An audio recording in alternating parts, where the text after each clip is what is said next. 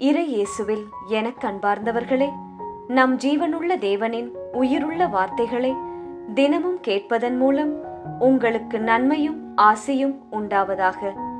இன்றைக்கு நம் உள்ளத்தில் ஆண்டவர் பேச விரும்புகிற திருவசனம் ரோமையர் 8ஆம் அதிகாரம் 31ஆம் திருவசனம். கடவுள் நம் சார்பில் இருக்கும்போது நமக்கு எதிராக இருப்பவர் யார்? இறை இயேசுவில் எனதருமை நண்பர்களே, உங்கள் அனைவருக்கும் நம் இயேசுவின் அன்பை உரித்தாக்குகின்றேன். அனைவரும் மகிழ்ச்சியாக இருக்கிறீர்களா? நிச்சயம் மகிழ்ச்சியாகத்தான் இன்றைய நாளில் நீங்கள் இருக்க வேண்டும்.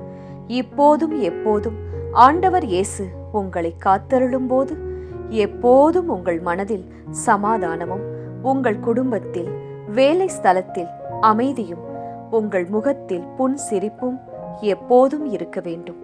சரியா நண்பர்களே?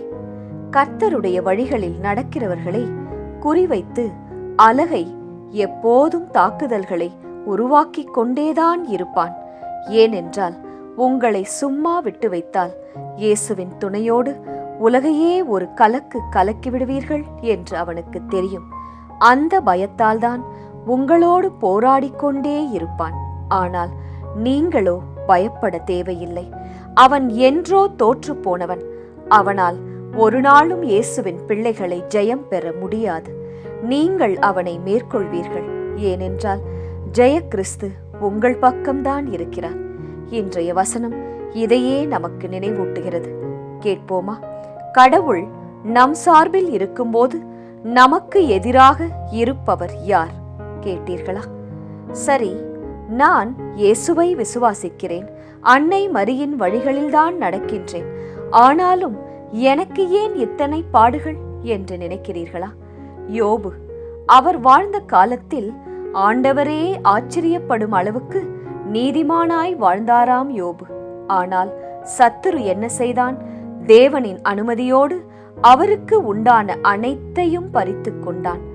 அவருடைய மனைவியே, இன்னும் ஏன் இருக்கிறீர்? தேவனை தூஷித்து உமது ஜீவனை விடும் என்றாளாம்.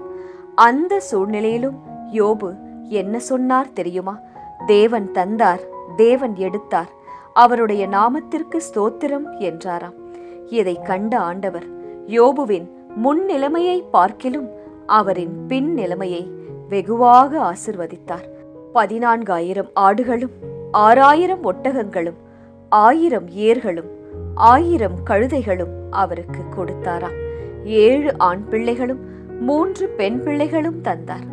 எனவே நீங்களும் சோர்ந்து போகாதீர்கள். ஜெயம் உங்களுக்குத்தான். நீங்கள் இழந்து போன சகலத்தையும் திருப்பிக் கொள்வீர்கள். நம்பிக்கையோடு இருங்கள். ஜெபிக்கலாமா? இயேசுவே, கடவுளாகிய நீர் எங்கள் சார்பில் இருக்கும்போது எங்களுக்கு எதிராக யாரும் இருக்க முடியாது. சோதனை நேரங்களில் நாங்கள் உடலாலும் மனதாலும் சோர்ந்து போகாமல் யோபுவைப் போல விசுவாசத்திலே நிலைத்து நின்று இறுதியில் நல்ல ஆசிர்வாதங்களை உமது கரங்களிலிருந்து இருமடங்காய் பெற்றுக்கொள்ள துணை செய்யும் ஆண்டவரே. ஆமேன். இயேசு கிறிஸ்துவின் பெரிதான நாமத்தின் நிமித்தம் ஜெபிக்கிறோம். ஆமேன்.